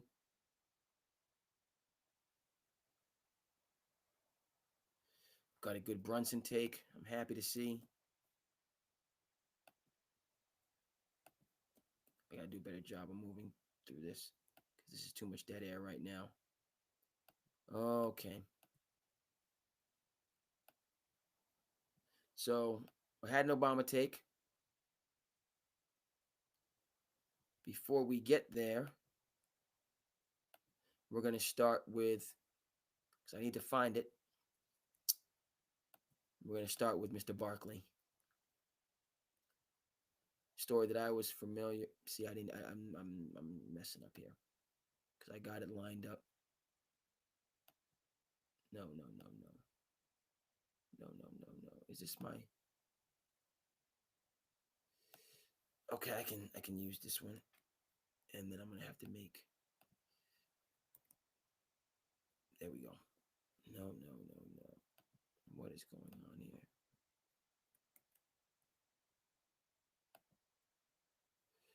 Got a frozen screen here.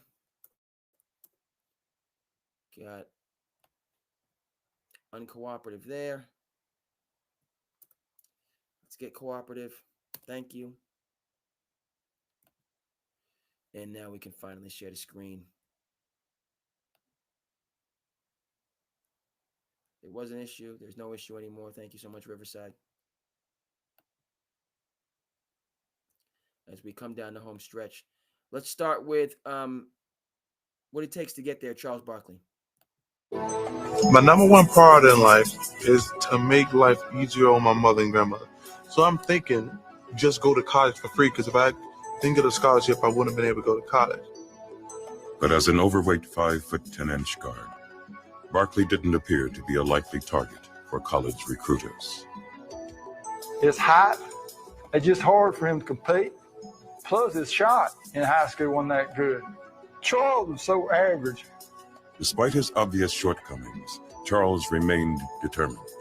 You know, a lot of Saturday nights when the other boys would be out going to dances and things, Charles would be down on the basketball court, right down the street, bouncing a basketball. Charles's skills were improving, but it didn't really seem to matter. He would come home and he would cry sometimes. He said, "Mom, I am good enough to play on the varsity team if they would just give me a chance." His granny would tell him, "Just keep working, baby.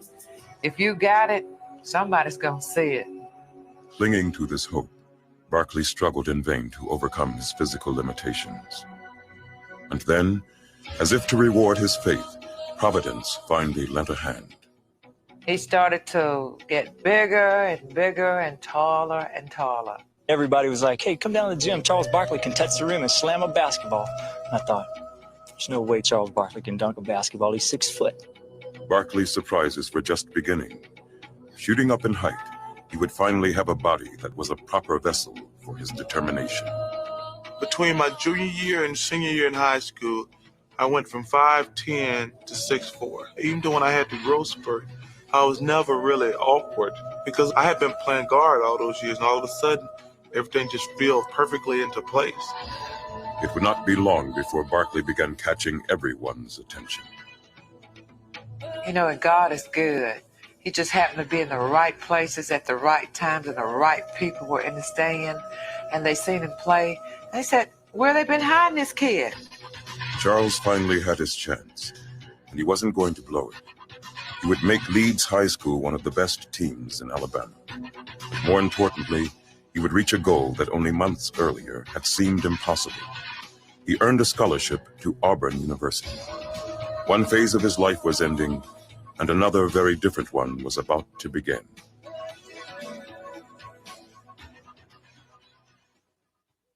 In high school, my number one priority in life is to make life easier on my mother and grandmother. So I'm thinking just go to college for free, because if I didn't get a scholarship, I wouldn't have been able to go to college.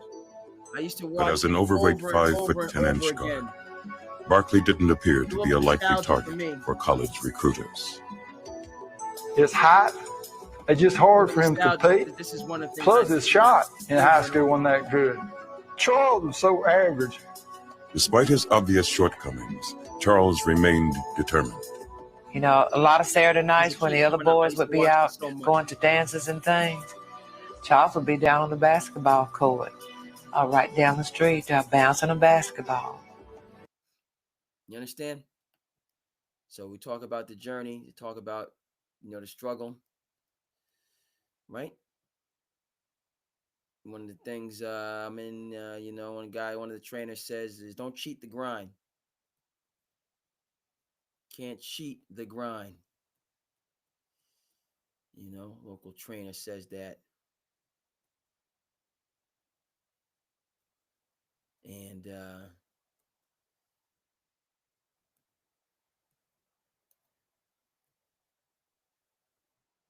don't cheat the grind. We're gonna get to a couple. I know I had this Jordan take.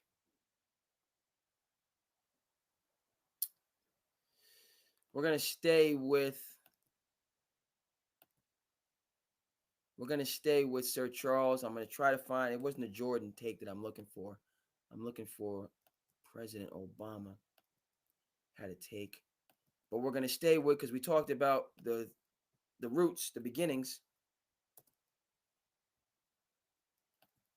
Now we're gonna see where it went. Gonna stay with Barkley as we wind down. Woo, goodness. Fourth quarter.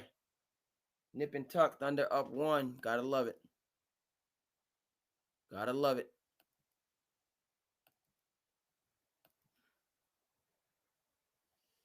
And we're gonna see where Sir Charles took his talents. Coaching the club from a kneeling position in front of the bench. And here's penetration by Cheeks. It went to Barkley, and Charles gets inside to score. Barkley leading the Sixers in scoring at 23 a night. Unstoppable.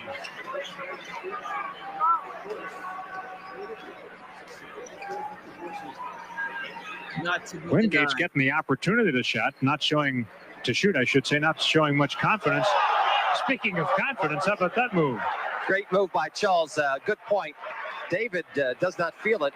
He's missed a couple from the outside, so his confidence level is probably not all that high right now, but it can come and go. So it's a 12-point Sixer lead, their largest, and a steal by Wingate. David picks off the pass. Fire ahead to Barkley. Thunder. Sixers by 14.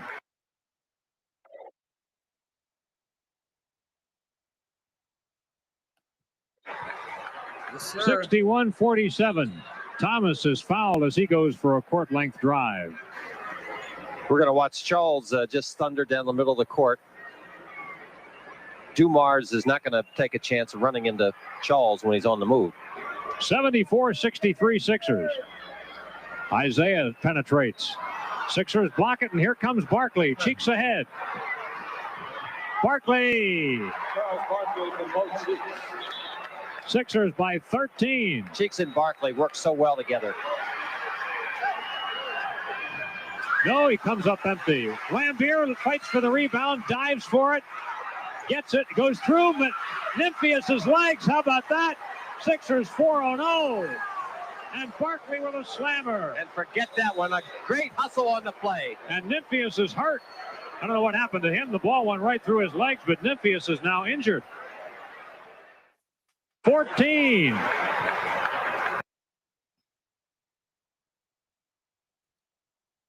So we saw the beginnings. And then once Sir Charles took off, no end in sight. No end in sight. I want to talk about, again, getting there. And I'm going to touch on what it takes.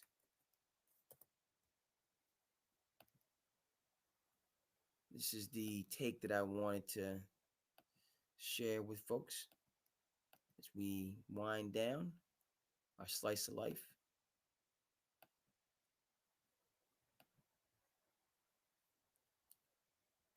You want to be excellent at anything: sports, music, business, politics. There are going to be times in your life where you're out of balance, where you're just working and you're single-minded, and for me, you know, when I was running for president, I think I went about a year and a half where I was maybe hope on weekends.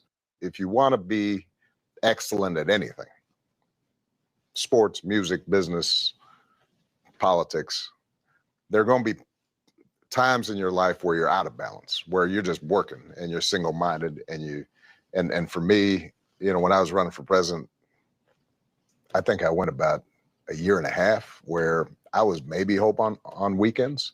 If you want to be excellent at anything. So that, you know, the cost, you know, what it takes to get there. You understand? And be in that environment, in that realm.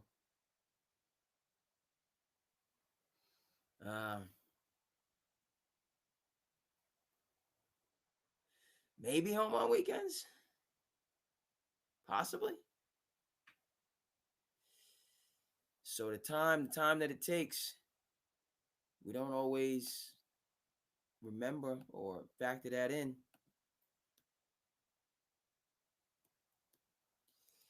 But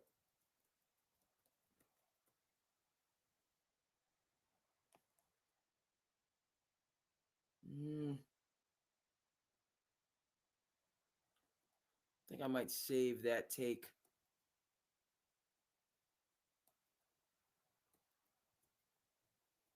Just a couple other takes. I mentioned Minecraft. We're going to save that. And we're going to finish with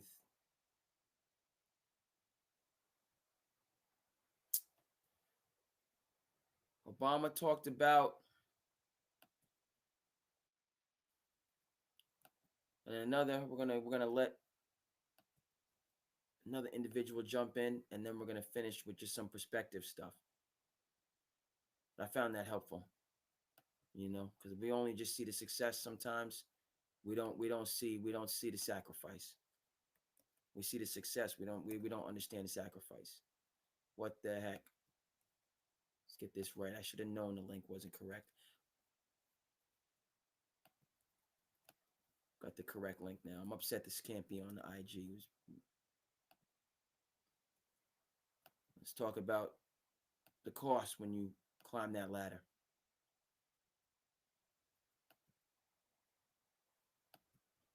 Let's talk about the cost. It was all about you and your homies. That's what it was about with me and my homies. Making sure everybody eat, making sure everybody's involved. But as you grow, you lose certain homies because it's called closing the gap. This is the gap when we start. This is the gap as you grow. Notice how you grow and they don't. So how do you close the gap? You got to come back down. When you come back down, you lose. So you got to keep going up. That's why closing that gap got to be them catching up to you.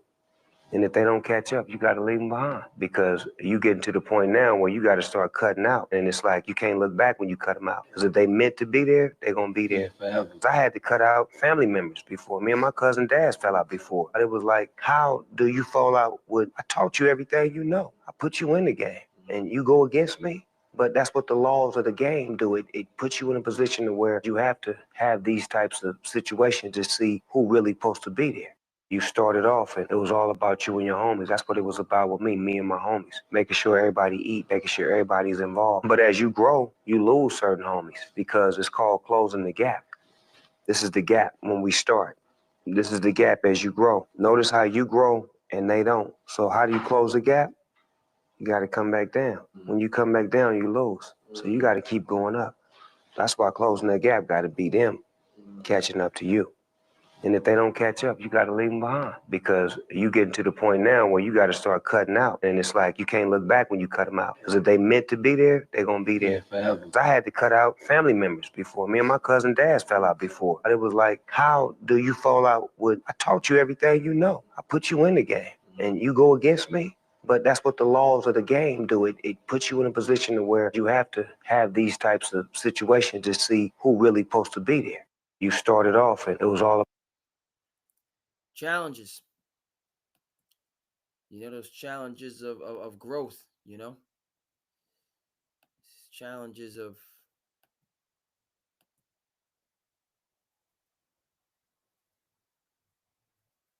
success. So then we're gonna finish, again, you got to be careful what you wish for because you might end up getting it.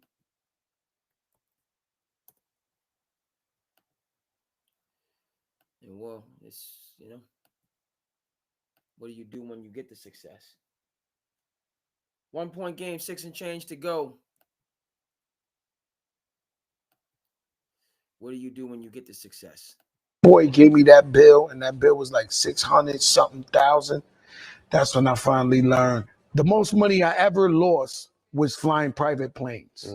The most, man, I mean, millions of dollars annually. When I first flew, it was all, I took private planes like it was a cab, a taxi cab. Like I'd be like, yo, we're going to Connecticut to eat a meal. We're going to Boston, like it just anything, 70,000 or whatever. And I'd be like, all right, I made 200 grand, so I would look at it like justify it like that. But 1 month, the guy had me like, yo, Joe, you ain't got to pay, they just pay me at the end of the month. When that boy gave me that bill and that bill was like 600 something thousand, that's when I finally learned the most money I ever lost was flying private planes. The most, man, I mean, millions of dollars annually. When I first flew, it was all, I took private planes like it was a cab, a taxi cab. Like I'd be like, yo, we're going to Connecticut to eat a meal. We're going to Boston, like it just anything, 70,000 or whatever. And I'd be like, all right, I made 200 grand, you know. So I would look at it like justify it like that. But one month, the guy had me like, yo, Joe, you ain't got to pay, you know, they just pay me at the end of the month. When that boy gave me that bill and that bill was like 600 something thousand, that's when I finally learned the most money I ever. Tough way to learn.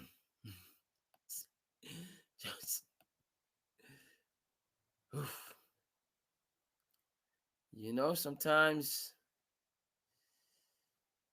you go in and you got to learn certain things the hard way. Let me just got a couple.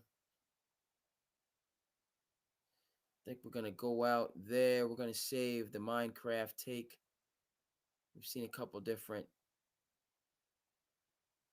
rags to riches and vice versa. No, I want to finish with this. Yeah, this is the guy I want to finish with. I want to finish on a positive note on this episode. Appreciate everybody. Joe, appreciate the knowledge.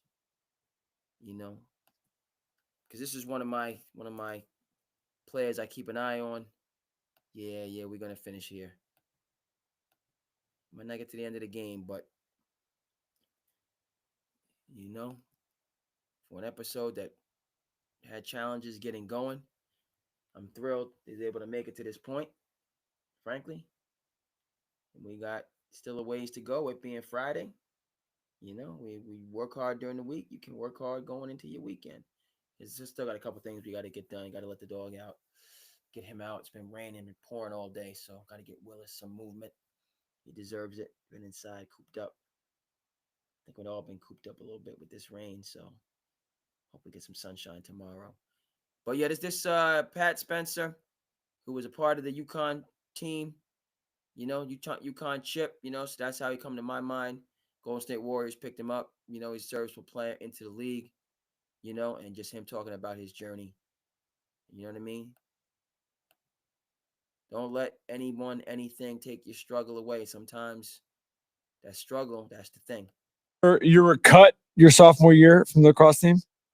I was cut from every team. My original freshman year, I was cut from JV. I played it's called fresh soft, literally freshmen and sophomores that like don't make JV. And I realized I needed the extra year, so I decided to transfer to Boys Latin up in Baltimore, like you mentioned, and had to sit out a whole year, and then actually played JV my sophomore year there too. So technically, on paper, would have been a junior, and got cut from the varsity team as a sophomore for that. Cut from varsity in hoops as well. So yeah, I've been cut from just about every team. Cut from all the club teams that I tried out for.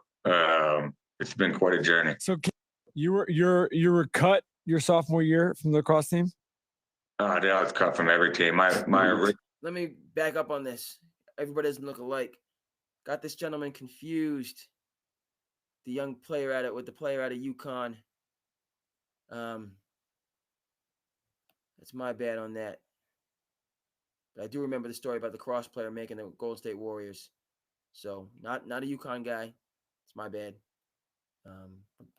Original freshman year, I was cut from JV. I played it's called fresh soft, literally freshmen and sophomores that like don't make JV. And I realized I needed the extra year, so I decided to transfer to Boys Latin up in Baltimore, like you mentioned, and had to sit out a whole year, and then actually played JV my sophomore year there too. So technically, on paper, would have been a junior, and got cut from the varsity team as a sophomore for that. Cut from varsity in hoops as well. So yeah, I've been cut from just about every team. Cut from all the club teams that I tried out for.